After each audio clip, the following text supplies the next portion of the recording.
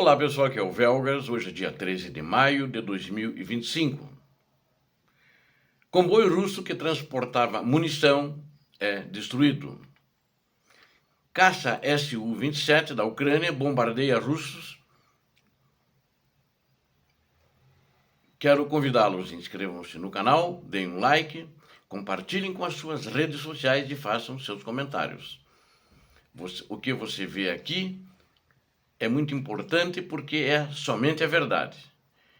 Por isso, peço que inscreva-se. Muito obrigado. Caminhões militares da Rússia com munições foram alvejados nas estradas de Kupiansk.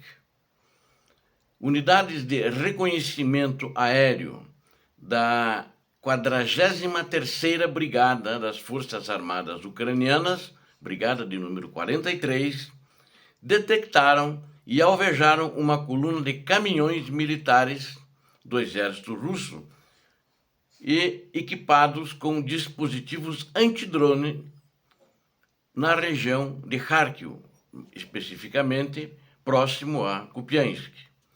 Os caminhões que transportavam munições foram destruídos por ataques de drones kamikaze e alguns caminhões também transportavam militares.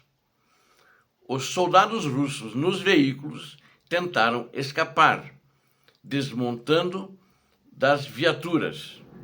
Embora os russos tenham tentado abater os drones com armas de pequeno porte, ou seja, armas de assalto, eles falharam.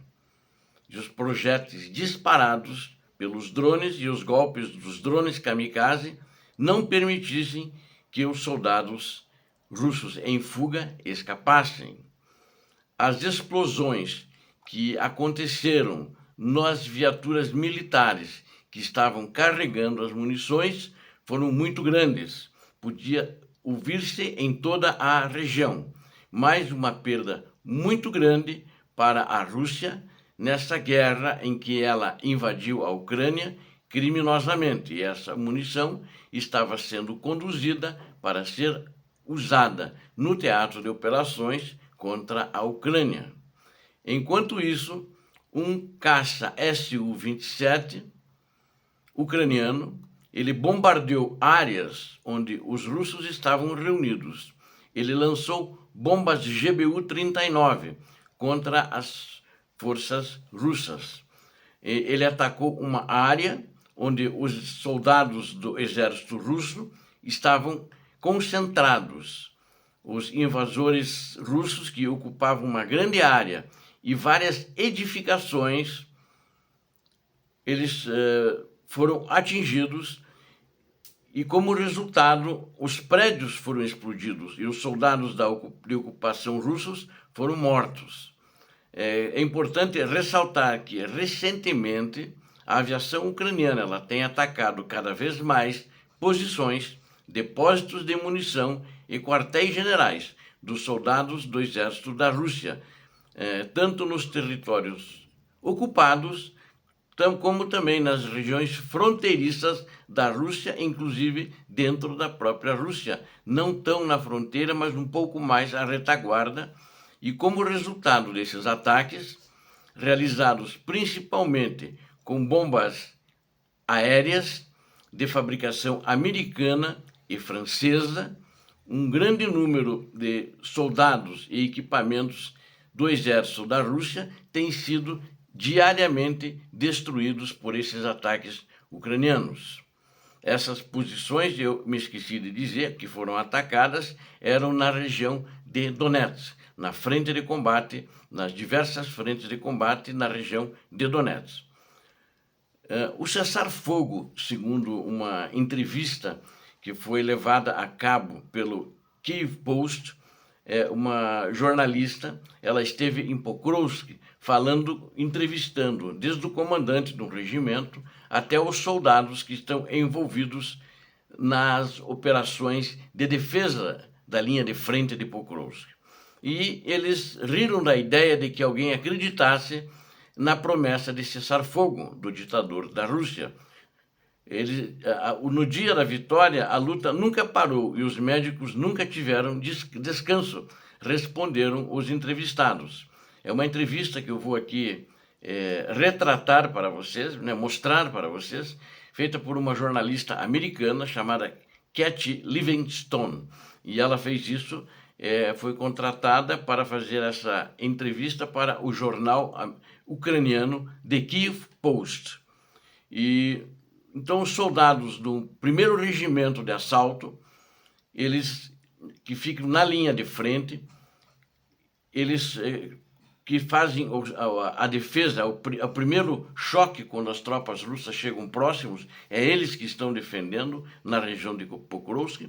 E feita a pergunta o que eles achavam do cessar-fogo, né, para o comandante da unidade desse regimento, o coronel Dimitrov Filatov. Então, o coronel respondeu cessar-fogo, né, ponto de interrogação. Não há cessar-fogo. Ele deu risada. E aí, esse coronel, foi uma entrevista que foi feita agora bem recentemente, sábado, né?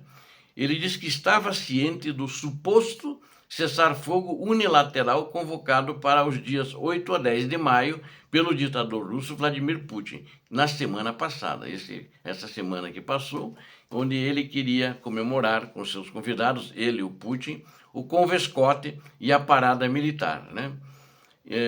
Que era justamente o dia da vitória. Mas ele disse, eu não vi nenhum sinal de que ele tenha ocorrido.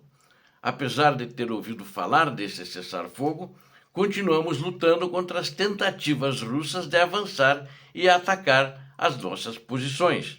Desde a manhã de 8 de maio até agora, disse ele a essa jornalista, né, nessa entrevista exclusiva, que no último dia da janela do cessar-fogo, de um centro de comando perto do reduto, é onde eles estavam dando essa entrevista. E o centro de comando dele fica justamente, não está lá atrás, não está ali junto, à linha de frente mesmo, junto com seus soldados. Aí diz ele, meus homens estão sob ataque ininterrupto há anos, ele disse.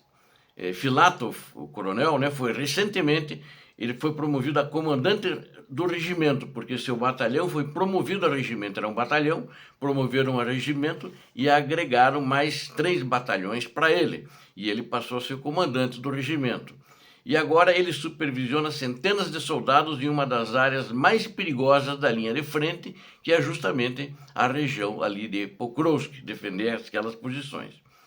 Que era uma cidade antigamente, Pokrovsk, aproximadamente 65 mil habitantes. Hoje tem no máximo uns 3 mil lá, talvez nem isso mais. Aí ele ainda falando, ele é um hipócrita, ele que estava se referindo ao Putin, que manipula a consciência da sociedade e tenta colocá-la contra o mundo inteiro. Perder o antigo centro de transporte, que fica em um local estrategicamente vantajoso, abriria uma faixa muito maior de terra ao fogo russo, se os ucranianos fossem forçados a recuar. Não houve diferença esta semana, confirmou ele, observando que não tinha certeza nem mesmo de quando a paralisação, a próxima, né, deveria ocorrer. Ele disse que todos os cessar-fogo anunciados esse ano foram os mesmos, inexistentes no campo de batalha, assim como em outros anos. Nunca aconteceu cessar-fogo. As batalhas nunca foram interrompidas. E o comandante ainda explicou que não acompanha de perto as negociações de paz que estão nas manchetes dos principais jornais. E tem pouco tempo para pensar em promessas políticas ou tratados internacionais. Ele disse, continuamos lutando a guerra todos os dias. Eu rio porque quando algumas pessoas falam sobre isso,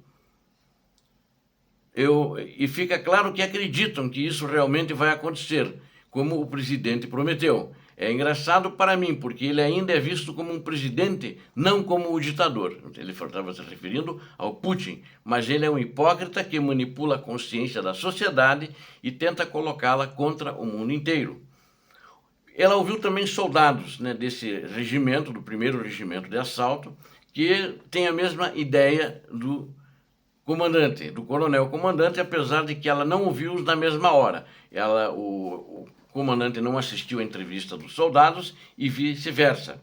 Rindo incrédulos em resposta a perguntas sobre a suposta pausa nos ataques, ou melhor, trégua, né?